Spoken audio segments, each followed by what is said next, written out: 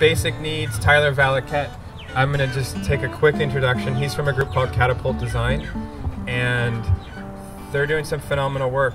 I found out about Catapult Design from one of our previous speakers 2 years ago, and a friend of mine, her name is Emily Pillaton, with a group called Project H Design, and the basic is that design does make a difference, and there are people all over the world without access to the things that we take for granted.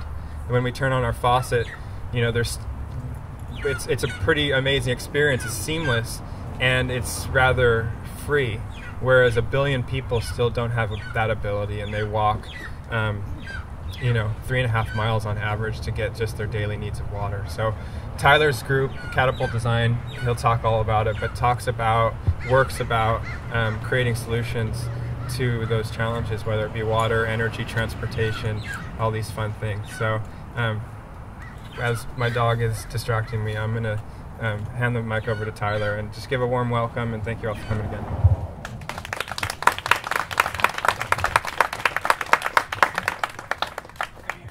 All right, thank you.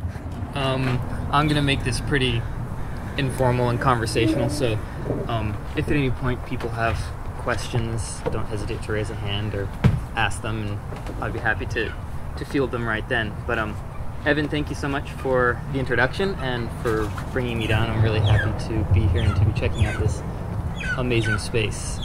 Ecology and nature and sustainability being very close to my heart and to central to the work that we do as well. Oh, there we go. Okay, thank you.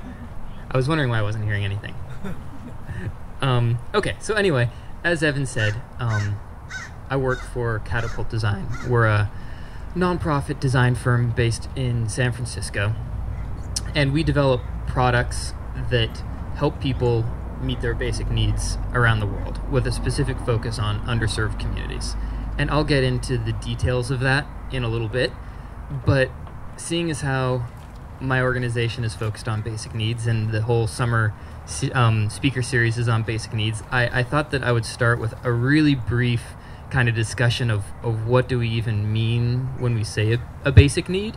Like, I think that phrase can be bandied about a lot, but what do we mean? What are we talking about? And when I think of basic needs, I automatically think of Maslow's Hierarchy. And can I see a raise of hands how many people know Maslow's Hierarchy? Okay, like half of the people, maybe a little more. So it's a dramatic oversimplification of the human condition, but it's also a convenient framework for discussing needs and our needs as human beings. So I thought I would start by having just a really quick brief discussion over what Maslow's Hierarchy is. And forgive me for drawing on a whiteboard and acting like this might be a lecture, but oh no, I don't think this is the one I wanted. Maslow's Hierarchy is kind of a categorization system of needs, and he basically structured it like a pyramid with, I believe it was 5 layers, with the bottom layer being biological needs, and biological needs being the things you need to be alive: air, water, food, warmth, excretion being one of the more awkward ones to talk about, but nevertheless all of these are central to us being alive. And if you don't have those needs met, then you don't care about anything else until you meet those needs, because they are central to everything that you do. Then above that are what we call safety needs or security needs, and those are, security from danger, from threat, from the environment,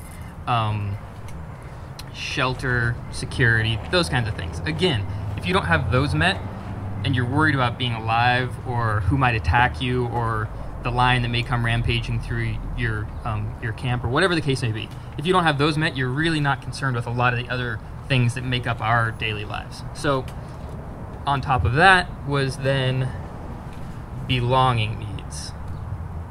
And now we're getting into some more kind of higher level, what it means to be a human being, have friendships, family members, relationships with people, a sense of belonging in a community.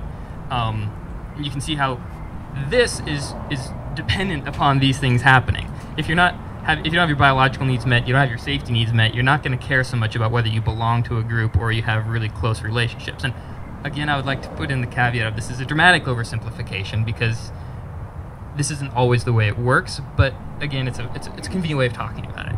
And then I have to put another layer on here, but above that we have esteem needs, and those are all about respect.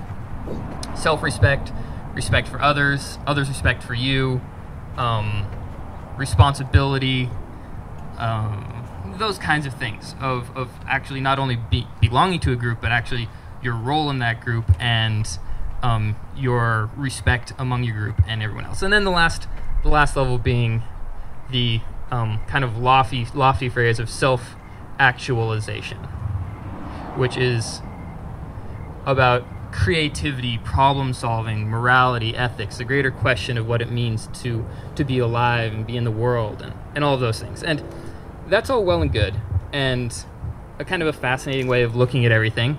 But when we talk about basic needs, what we're talking about is basically, that's not working, but getting rid of all of this and focusing down here on safety, security, and your biological needs. And when we're talking about these, I have to say that I'm looking at this from the perspective of a design firm that's very active in kind of the international development space. So that's the perspective I'm going to be approaching this from. I'm sure you could approach it from a psychology or a health perspective, but today I'm going to be talking about it from the perspective of kind of international development, that being my background. And within these safety and biological needs, there's, let's see, I have these all written down. There's 5 really basic needs: health, sanitation, water, food, and shelter. And those are really kind of convenient buckets to put everything into. So when you're talking about, meeting this basic need or that, you can say, well, does it fit into health? Does it fit into sanitation, water, food, or shelter?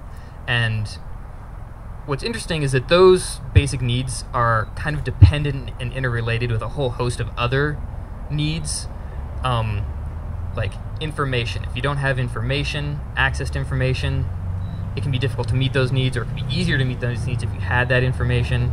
Mobility, the ability to get around or transport things. Enterprise, jobs, income, education, and energy. And I know that's a long list to just throw at you, and I don't really want to take the time to write it all up here, but I'll be walking through it a little bit more as we go along. Well, I just want to provide that as a general background for when we're talking about basic needs, when we're talking about meeting basic needs, we're thinking about it from these kinds of like categories of what's required. What do you need to meet those needs, or how you might use technology to do that, which leads me to the point that everyone around the world is using technology to meet these needs. Whether it's opening the faucet in your home to get water, or you're lighting a fire to cook your food, you're still using some form of technology to meet your basic needs. It's like this universal human condition. So that's of interest to me, and that's a large part of what led me, as my background being a mechanical engineer, into design and looking at how technology can be used to meet needs, and how some technology is much more effective at helping you meet your needs than others. So this talk's going to be a lot about looking at basic needs through the lens of technology. Specifically, how we use it, and what's the difference in how we use it here versus how people in other places around the world use technology. What's the difference, and why is that difference there, and kind of what we can do about it. So what I'd like to do is a little bit of kind of like around the world trip look at a lot of these basic needs and how they're being met. For example, starting with health, how we in the United States meet our needs for health. So for example, here in the United States, you break your leg and you need assistance. What do? You go to the hospital. You get an ambulance, or I don't know, your parents take you, or whatever the case may be. You go to the doctor and they fix you up in the hospital using latest medical technology. So many places around the world, that's just not the case. frequently you end up carted, 10 hours to the nearest medical practitioner, whether it be a shaman or a community health worker in a wheelbarrow, because there's no other transportation options that are available. And then when you get there, the kind of care you receive can be very dependent upon the technology that's there. So many clinics don't even have electricity. So there's women giving birth around the world in pitch black because there's no light. And that can work fine unless there's some sort of complication. And then if you have to do some sort of medical intervention with no lights, no electricity, and heaven forbid, no sanitation, you're looking at some serious issues. But these are all technological questions because we use technology to meet all those needs here. And we can then kind of move from there into sanitation, which is very closely related. Here in the United States, you use a toilet. You walk down the hall, open the door, 20 steps from where you're sitting, you have a toilet waiting for you. Whereas so many places around the world, that is just kind of a dream. I recently worked with a group that was focused on sanitation in India, and it's really atrocious what a lot of people are having to do, especially in slums around the world where they don't have toilets. They're having to actually spend a huge portion of their income if they want to use a toilet. And if they don't, they have to spend like an hour kind of hunting around for a place to defecate in the open that isn't too visible and is relatively secure and hasn't been used by 10,000 other people.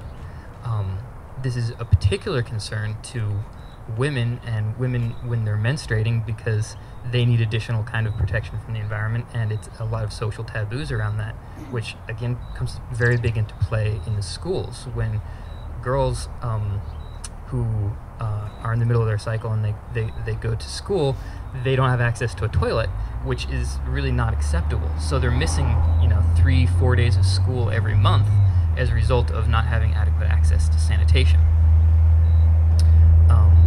Water, playing again into health and sanitation. Here you flip a faucet and you get clean water that has chlorine and fluoride and all the things that you need to have a healthy body and a healthy life. But so many places around the world, you may walk, like Evan was saying, hours every day to collect your water, and who knows the conditions of that. Another project I was working on is focused on arsenic contaminated groundwater in Bangladesh, and there's a huge quantity of wells that have arsenic contamination, which leads you to have like these huge sores on your skin. Or due to poor sanitation, there's a lot of cholera, and because people don't have access to the technology to treat their water, or they don't know how to appropriately treat it, they are having a lot of health issues. Or the fact that they don't have water piped to their home means that they spend all day going and coming and collecting water. And it often falls to women and children who are missing out on other opportunities like school or other opportunities to generate income because they're busy fetching water. Food is a major issue, obviously. And, it's amazing what you can get when you go to Whole Foods here in the United States and just kind of like walk the aisles, and everything's beautifully packaged and organic and, exactly what one would hope. But so many places around the world, people are growing their own food, and that can be a problem when you have crops that are particularly susceptible to environmental swings. So you have like one crop, I grow rice. What happens when it gets a pest? Or what happens when the weather conditions aren't right? The other issue is like all of our grains here in the United States, many of you may know this or not, have a lot of nutrients that are actually added to them. Like one of my favorites is riboflavin. I don't know what it is, but I know you need it. And I know that the way that we get it is because all of our grains are actually dosed with it in the mill. But people living in the middle of Nepal who are growing their local grain and then using their own grain that they grow, they're not getting the nutrients they need, and as a result, they're malnourished. Shelter, we have these amazing building supplies. You go to Home Depot and you get siding and shingles and everything and bang it together, and there you go. Whereas so many people around the world are just kind of using scrap, or a piece of corrugated tin and a sheet hanging between a couple of poles for a doorway. But the technology just isn't necessarily available. Information is a really fascinating one that I'll talk about a little bit later, but we have smartphones and radios and the internet here, whereas so many places around the world you have to like walk hours to get any kind of information, to get any kind of communication with the outside world. And that can be extremely limiting if you're trying to figure out what's an appropriate price for the crops that you're growing.